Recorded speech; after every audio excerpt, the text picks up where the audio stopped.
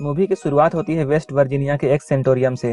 वक्त है 1974 का। यह सेंटोरियम डिफॉर्म लोगों के लिए बनाया गया है। जो भी डिफॉर्म लोग यहाँ रहते हैं वो बर्थ डिफेक्ट की वजह से डिफॉर्म हुए थे। उसी वक्त डॉक्टर ब्रेंडन आते हैं और डॉक्टर एना को कैदियों के बारे में बताते हैं। लेकिन कुछ डिफॉर्म लोग डॉक्टर एन को पीछे से पकड़ लेते हैं और उनके बालों में से एक हेयर पिन को निकाल लेते हैं। डॉक्टर ब्रेंडन और डॉक्टर एन आगे बढ़ते हैं। तब डॉक्टर ब्रेंडन डॉक्टर एन को इलीगल ब्रदर्स के सेल में लेकर जाते हैं। वो तीन ब्रदर कोई और नहीं बल्कि थ्री फिंगर, सॉटूथ और वन आई होता है। डॉक्टर ब्रेंडन बताते हैं कि ये तीनों भाई मिसेस हिलिकर को एक जंगल में मिले थे और इसी वजह से इन तीनों को इलीगल ब्रदर्स कहा जाता है। जब ये तीनों भाई मिले थे तब ये अपने पेरेंट्स को खा गए थे। उसके बाद डॉक्टर उसे सबसे खतरनाक पेशेंट के बारे में बताता है। ये तीनों अभी बच्चे थे लेकिन बहुत खतरनाक थे। वो कितने खतरनाक थे इस चीज का अंदाजा इस बात से लगाया जा सकता है। उनमें से एक अपनी 2 उंगलियों को खुद ही खा चुका था और इसलिए उसका नाम थ्री फिंगर पड़ा। एक ने अपनी एक आंख निकालकर खा ली थी और इसलिए उसे वन आई कहा जाता है। और इन लोगों में तीसरा जो कि अपने दांतों को दीवारों से रगड़ता रहता था और इसलिए वह सॉटूथ था। उसने बहुत सारे पेशेंट को काटकर बुरी तरह से जख्मी कर दिया था। इन बातों को सुनकर डॉक्टर एन कहती है कि ये तीनों इतने सारे दर्द को कैसे सह लेते हैं। तब डॉक्टर ब्रेंडन बताते हैं कि इन लोगों को तकलीफ महसूस नहीं होती है। इसके बाद वो लोग आगे बढ़ते हैं। वहीं दूसरी ओर जिस पेशेंट ने डॉक्टर एन के बालों से पिन निकाला था वह अब लॉकअप को खोलने लग जाता है। लेकिन वह ऐसा नहीं कर पाता है क्योंकि वह ज्यादा होशियार नहीं होता है। यह करते हुए वो तीनों भाई उसे देख लेते हैं, जिसे देखकर वो तीनों उससे पिन मांगते हैं, जिस पर वह शख्स इन तीनों की तरफ वह पिन फेंक देता है। उन तीनों भाइयों में सबसे तेज थ्री फिंगर उस लॉकअप को खोल लेता है। चुपके से ये तीनों भाई बाहर आ जाते हैं और सिक्योरिटी गार्ड को मार देते हैं। तब ये लोग कंट्रोल रूम में जाकर सारे सेल्स को खोल देते हैं। इसके बाद से वह जगह पूरी तरह से पागल खाने की तरह बन जाता है। वो तीनों लोग डॉक्टर एन को पकड़ लेते हैं और उसे इलेक्ट्रिक शॉक देते हैं। ये लोग डॉक्टर एन को तब तक शॉक्स देते हैं जब तक उसका दिमाग पूरी तरह से पक नहीं जाता। इसके बाद वो लोग डॉक्टर ब्रेंडन को भी पकड़ लेते हैं। ये लोग डॉक्टर ब्रेंडन को बहुत बुरी मौत मार देते हैं। इसके बाद हमें 29 साल बाद का सीन दिखाया जाता है जहां हमें 9 स्टूडेंट्स देखने को मिलते हैं जो कि स्नो में मस्ती कर रहे थे। उन्हें रात होने से पहले अपने ठिकाने पर लौटना था लेकिन वह रास्ता भूल जाते हैं और वो लोग एक खतरनाक तूफान में बुरी तरह फंस जाते हैं। इसी दौरान उन्हें एक बिल्डिंग नजर आती है। वो सब लोग उस बिल्डिंग की तरफ बढ़ते हैं लेकिन वो लोग इस बात से अनजान थे कि वहाँ उन्हें कितना खतरा है। वो बिल्डिंग वही सेंटोरियम था जहाँ ये तीनों भाई रहा करते थे। जैसे ही ये लोग अंदर जाते हैं इन्हें पता चल जाता है कि ये एक हॉस्पिटल था। तब ये लोग आग जलाकर आराम से वहाँ बैठ जाते हैं। थोड़ी देर बैठने के बाद ये लोग हॉस्पिटल में घूमने के लिए निकल जाते हैं। ये लोग पूरी जगह की अच्छे से तलाशी लेते हैं। इन्हें ऑफिस में वाइन मिल जाती है। वहाँ उन्हें पेशेंट्स की फाइल भी मिल जाती है जिसे देखकर इन्हें पता चल जाता है कि यहाँ पर डिफॉर्म लोगों को रखा जाता था। वहीं दूसरी ओर हम देखते हैं कि ये तीनों भाई किसी को लेकर सेंटोरियम में आ रहे होते हैं। उन स्टूडेंट्स में से 3 लोग रात बिताने के लिए बिस्तर चेक करने के लिए जाते हैं और वहीं पर उन्हें कुछ नजर आता है। उन तीनों में से एक लड़का होता है जिसका नाम विंसिन होता है। वह चेक करने के लिए आगे जाता है। जैसे ही वह अंदर जाता है वह जोर से चिल्लाता है। बाहर जिना और केनिया उसके चिल्लाने के आवाज से डर जाते हैं लेकिन किसी तरह हिम्मत करके वो लोग विंसिन को ढूंढने जाते हैं। विंसिन उन लोगों के साथ एक घटिया मजाक कर रहा होता है जिसके बाद ये लड़कियां गुस्सा हो जाती हैं और वो लोग वहां से चली जाती हैं। तभी वनाई उनका पीछा कर रहा होता है। उन सबसे माफी मांगने के लिए विंसन अकेला ही जनरेटर ढूंढने चला जाता है।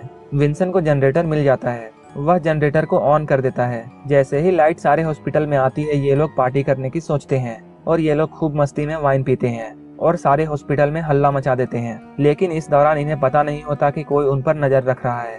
पार्टी करते करते ये लोग एक ऐसी जगह पर पहुंच जाते हैं जहां उन्हें एक फिल्म की डीवीडी मिलती है। डेनियल उसे एक प्रोजेक्टर में डालकर प्ले करता है।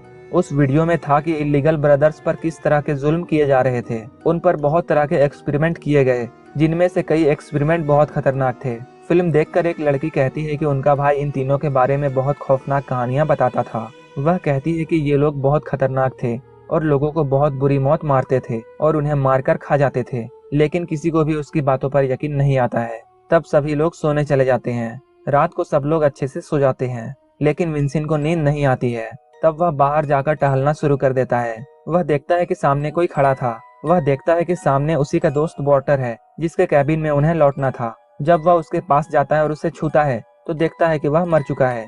वह जैसे ही पीछे मुड़ता है सॉटूथ उसके सामने आ जाता है और एक आयरन रोड उसके सर पर घुसा देता है और उसे जान से मार देता है। अगले दिन सुबह हो चुकी होती है लेकिन तूफान अब तक नहीं थमा था। वहाँ विंसिन मिसिंग था इसलिए जैना विंसिन के बारे में सब लोगों से सवाल करती है लेकिन किसी ने भी उसको नहीं देखा था। इसके साथ साथ उन लोगों का सारा सामान भी गायब हो चुका था। लेकिन वो लोग सोचते हैं कि शायद विंसिन इस बार भी कोई मजाक कर रहा है। सारे लोग विंसिन को ढूंढना शुरू कर देते हैं। उनमें से 4 स्टूडेंट्स बेसमेंट की तरफ जाते हैं। वहाँ उन्हें एक अजीब तरह का केज मिलता है जहाँ बहुत तरह के खतरनाक हथियार रखे होते हैं। जब वह आगे बढ़ते हैं तब उन्हें सारे सेल्स मिल जाते हैं जहाँ इन तीनों इलीगल ब्रदर्स को रखा गया था।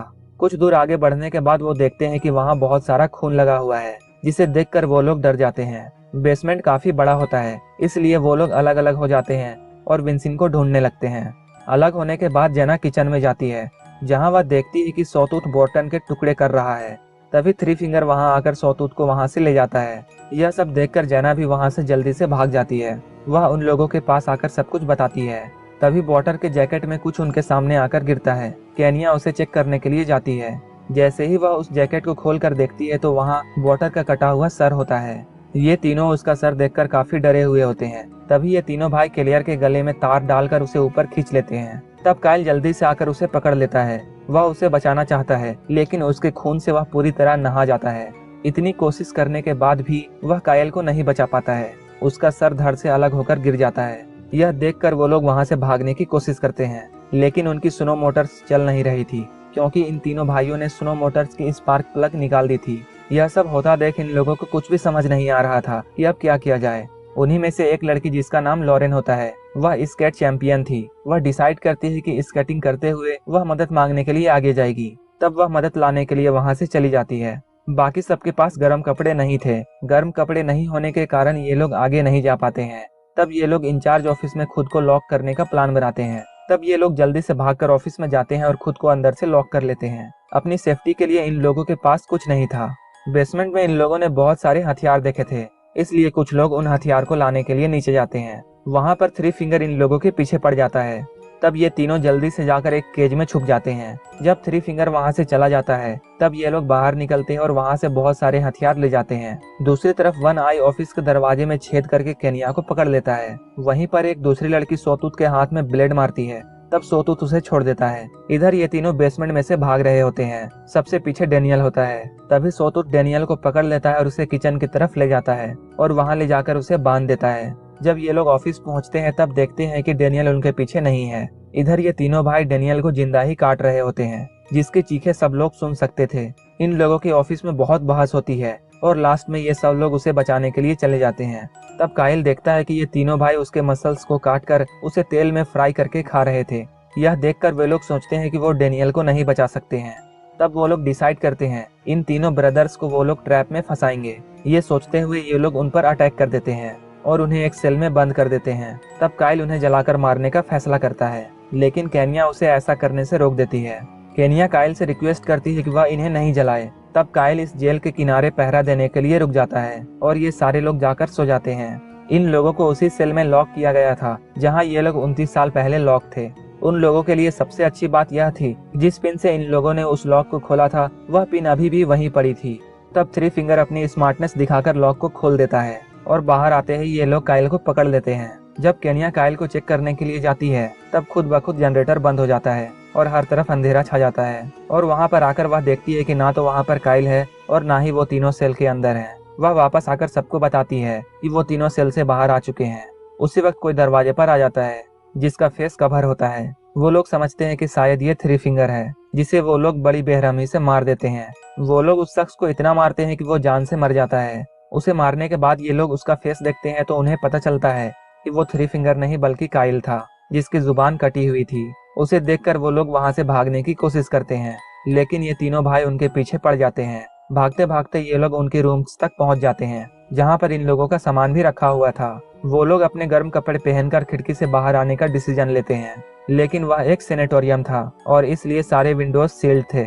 और वहीं पर उन्हें एक टूटी हुई खिड़की मिलती है, लेकिन उस खिड़की के पीछे बहुत सारी बर्फ जमी हुई थी। सारा उस बर्फ को हटाने लगती है, लेकिन उसी वक्त वो तीनों भाई भी वहां पहुंच जाते हैं। थ्री फिंगर दरवाजा तोड़ने की बहुत कोशिश करता है। थ्री फिंगर के बाद अब सोतूत उस दरवाजे को तोड़ने की कोशिश करता है। इतनी ही देर में सारा बर्फ से एक रास्ता बनाने में कामयाब हो जाती है और वो लोग वहां से बाहर निकल जाते हैं, लेकिन जैना बाहर नहीं निकल पाती है और वो वहीं फंस जाती है। सोतूत ड्रिल लेकर उसे मार देता है। बाकी तीनों जान बचाकर वहां से भागते हैं, लेकिन वो तीनों भाई भी इन लोगों के पीछे आते हैं। सॉटूथ ब्रिजिट को पकड़ लेता है, जिस पर चाकू से वो उसके हाथ पर हमला करती है। तब वो उसे छोड़ देता है। दूसरी तरफ हमें लॉरेन दिखाई जाती है, जो बर्फ जमने की वजह से मर चुकी होती है। यहाँ सैड मोमेंट ये है कि रोड उसके सामने होती है, लेकिन तूफान की वजह से उसे नजर नहीं आया और वो हिम्मत हारकर वहीं बैठी रह गई। अब सिर्फ केनिया और सारा ही बचे होते हैं और केनिया अपनी जान बचाकर भाग रही होती है। वन आई उसके पीछे पड़ा हुआ होता है। अभी वो केनिया को पकड़ने ही वाला होता है कि सारा उसे मारकर नीचे गिरा देती है और वो लोग अपनी सुनो मोटर लेकर वहाँ से चले जाते हैं। वो लोग दोनों बहुत खुश होते हैं क्योंकि उन लोगों ने ये अपने प्लान के अकॉर्डिंग किया होता है। वो लोग इतने खुश होते हैं कि वहाँ पर लगी हुई वायर उन्हें नजर नहीं आती और उन दोनों का सर धड़ से अलग हो जाता है।